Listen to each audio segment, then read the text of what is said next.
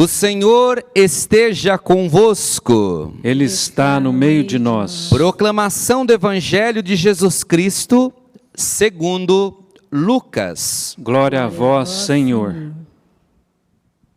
Naquele mesmo dia, o primeiro da semana, 2 dos discípulos de Jesus iam para um povoado chamado Emaús, distante 11 quilômetros de Jerusalém. Conversavam sobre todas as coisas que tinham acontecido. Enquanto conversavam e discutiam, o próprio Jesus se aproximou e começou a caminhar com eles. Os discípulos, porém, estavam como que cegos e não o reconheceram. Então Jesus perguntou: "O que ides conversando pelo caminho?" Eles pararam com o rosto triste, e um deles, chamado Cleofas, lhe disse: "Tu és o único peregrino em Jerusalém que não sabe o que lá aconteceu nesses últimos dias?" Ele perguntou: "O que foi?" Os discípulos responderam: "O que aconteceu com Jesus, o Nazareno, que foi um profeta poderoso em obras e palavras diante de Deus e diante de todo o povo. Nossos sumos sacerdotes e nossos chefes o entregaram para ser condenado à morte e o crucificaram. Nós esperávamos que ele fosse libertar Israel, mas, apesar de tudo isso, já faz 3 dias que todas essas coisas aconteceram. É verdade que algumas mulheres do nosso grupo nos deram um susto. Elas foram de madrugada ao túmulo e não encontraram o corpo dele. Então voltaram, dizendo que tinham visto os anjos e que estes afirmaram que Jesus está vivo. Alguns dos nossos foram ao túmulo e encontraram as coisas como as mulheres tinham dito. A ele, porém, ninguém o viu." Então Jesus lhes disse: "Como sois sem inteligência e lentos para crer em tudo que os profetas falaram? Será que o Cristo não devia sofrer tudo isso para entrar na sua glória?" E começando por Moisés e passando pelos profetas, explicava aos discípulos todas as passagens da Escritura que falavam a respeito dele. Quando chegaram perto do povoado para onde iam, Jesus fez de conta que ia mais adiante. Eles, porém, insistiram com Jesus, dizendo: "Fica conosco, pois já é tarde e a noite vem chegando." Jesus entrou para ficar com eles. Quando se sentou à mesa com eles, tomou o pão, abençoou-o, partiu-o e lhes distribuía.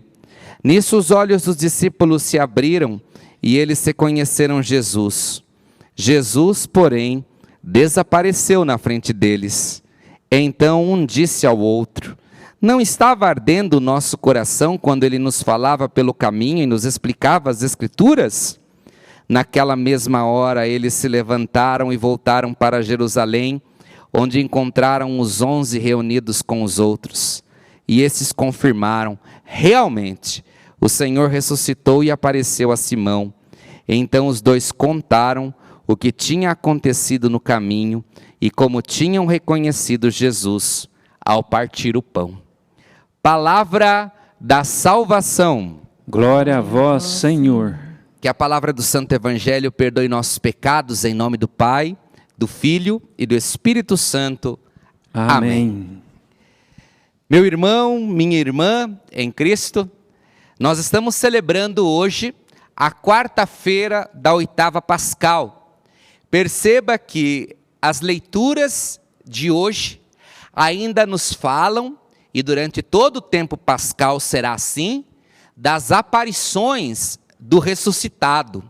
Isto é, dos momentos que nosso Senhor Jesus Cristo, depois da ressurreição, ele aparece, mostrando que a morte não o deteve, que ao contrário, ele venceu a morte, e por ter vencido a morte, é que nosso Senhor está vivo e ressuscitado no meio de nós.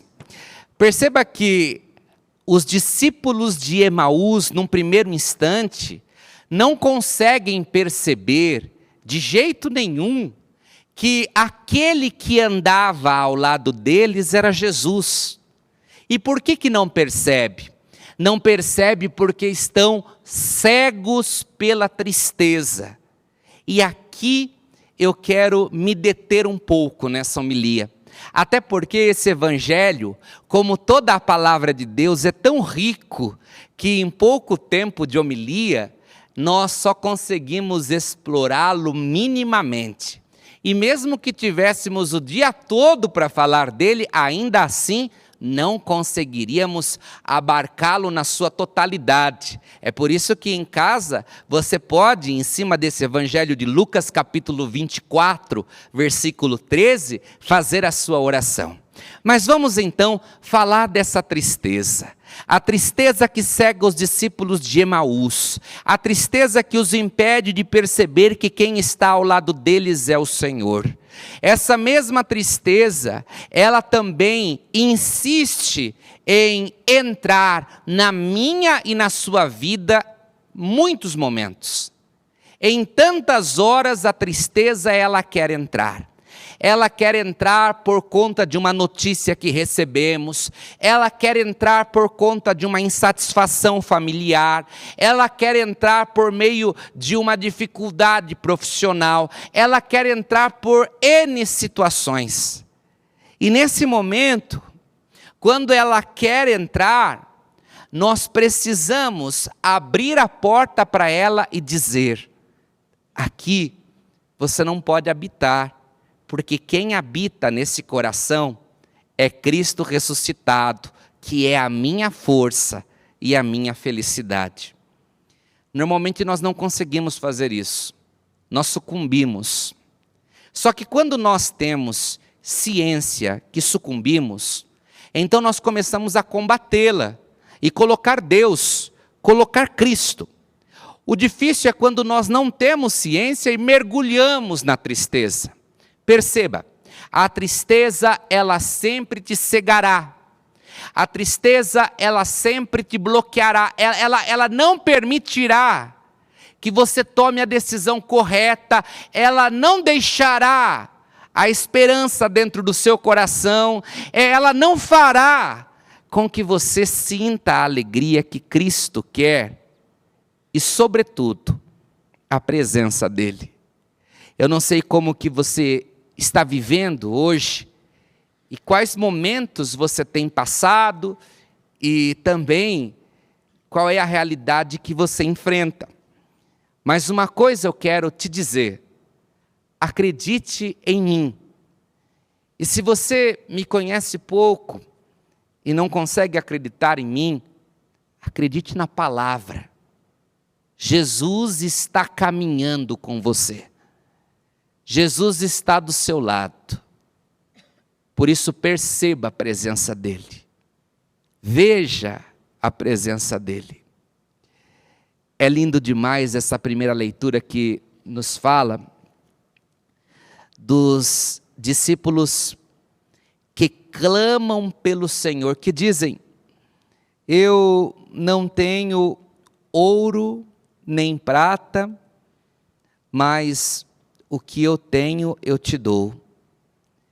E nesse momento nós nos deparamos com a força de Jesus que cura, a força de Jesus que liberta, a força de Jesus que os mantém ali, firmes na palavra e conseguem ver a sua profecia, a sua palavra de autoridade ser honrada pelo próprio Senhor. Uma das coisas que me faz ser apaixonado por essa missão, pela Rede Século XXI, é que Padre Eduardo, Irmã Luísa, todos aqueles que fazem parte dessa obra desde o início, eles sempre ensinaram muito ao povo de Deus que nós podemos ter intimidade com Jesus.